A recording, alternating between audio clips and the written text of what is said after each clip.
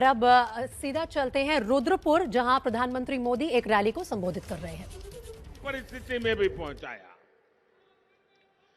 धामी जी के काम ने ऐसे लोगों का मुंह बंद कर दिया है जो कहते थे कि दूर सुदूर पहाड़ों में इतनी ऊंचाइयों पर वैक्सीन तो पहुंच ही नहीं सकती है। आपको मालूम है ना ऐसी बातें कौन करते थे? जानते हो ना आप लोग। ये निराशा से भरी हुई बातें किसकी होती थी? आप इन लोगों को भली भांति पहचानते हो ना। ये वही लोग हैं जिन्होंने वैक्सीनेशन अभियान के दौरान भारत की वैक्सीन को लगातार बदनाम किया। ये वही लोग हैं जो वैक्सीन को लेकर चारों तरफ दिन रात अफवाहें फैलाने में लगे थे। साथियों, आप एक बात और सोचिए, वैक्सीन तो सबके लिए होती है, फिर इनको वैक्सीन से क्या तकलीफ थी? इनको तकलीफ ये थी कि वैक्सीन की वजह से हर देशवासी सुरक्षित हो जाएगा, और अगर सुरक्षित हो जाएगा तो ये लोग पहले भी मोदी का जय जयकार करते थे, अब और ज्यादा जोर से मोदी का जयकारा करेंगे और साथ साथ धामी का भी जय जयकारा करेंगे। ये लोग नहीं चाहते थे कि उत्तराखंड में फिर से, भाइयों बहनों, ये ऐसे विकृत राजनीति वाले लोग हैं कि वे अपने राजनीतिक स्वार्थ के लिए औरों का बुरा सोचते हैं, बुरा देखते हैं। ये लोकतंत्र में नहीं चल सकता है। भाइयों बहनों, वो तो नहीं चाहते थे वैक्सीन लग जाएगी तो फिर बद्रीनाथ, केदारनाथ, मसूरी, नैनीताल यात्री आना शुरू हो जाएंगे, टूरिस्ट शुरू हो जाएंगे, तो फिर उनकी राजनीति की खिचड़ी कैसे पकेगी? और इसलिए वो लोगों को वैक्सीन के लिए गुमराह करते थे।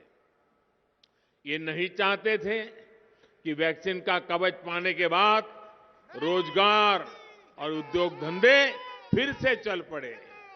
आप उधम सिंह नगर के लोग तो अच्छी तरह समझते हैं कि इन्होंने कितना खतरनाक खेल खेला, और इसके पीछे की सबसे बड़ी वजह जानते हैं क्या थी? ये सोचते थे कि सब कुछ पटरी पर आ जाएगा तो ये मोदी को गाली कैसे देंगे, फिर ये भारत को बदनाम कैसे करेंगे। लेकिन ये लोग उत्तराखंड का सामर्थ्य भूल जाते हैं। मेरे प्यारे भाइयों बहनों, ये दशक उत्तराखंड का दशक है।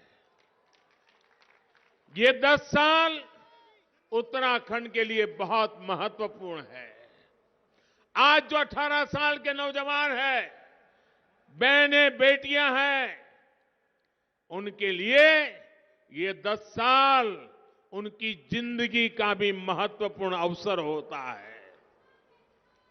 हमारा देश, हमारा उत्तराखंड ऐसे लोगों के रोकने से रुकने वाला नहीं है। आज उत्तराखंड में पर्यटन, रोजगार फिर से पटरी पर लौटने लगा है। उधम सिंह नगर के उद्योगों ने फिर से गति पकड़नी शुरू कर दी है। साथियों, 100 साल में ऐसी महामारी दुनिया ने नहीं देखी है। पूरी मानव जात 2 साल से इस महामारी ने उसको अपनी चपेट में लिया हुआ है। भाइयों बहनों, भारत में हमारी सरकार ने लगातार प्रयास किया कि कोरोना की वजह से तबाही कम से कम हो, हमारे जो छोटे उद्यमी है, जो एमएसएमई सेक्टर है, उसे विशेष तौर पर इस संकट के समय में 2.5 लाख करोड़ रुपए की मदद की गई। 2.5 लाख करोड़ रुपए। एक रिपोर्ट में सामने आया है कि भारत सरकार की इस योजना के कारण एमएसएमईज को समय पर मदद मिलने के कारण लाखों एमएसएमईज इस कोरोना के कारण बंद होने की कगार पर थे। ये लाखों एमएसएमई बच गए और लाखों लोगों का रोजगार भी सुरक्षित हो गया। हमारी सरकार ने जो एमएसएमईज की परिभाषा बदली है, उसका भी लाभ यहां के छोटे उद्यमियों को हुआ है। साथियों, कोरोना के इस काल में डबल इंजन की सरकार ने उत्तराखंड में विकास को भी रफ्तार दी है और गरीबों की भी चिंता की है। इतना बड़ा संकट आया, 100 साल की सबसे बड़ी वैश्विक महामारी आई, लेकिन यहां के तराई के क्षेत्र से लेकर पहाड़ों पर बसे गांवों तक हमारी सरकार ने किसी भी गरीब को भूखे नहीं सोने दिया।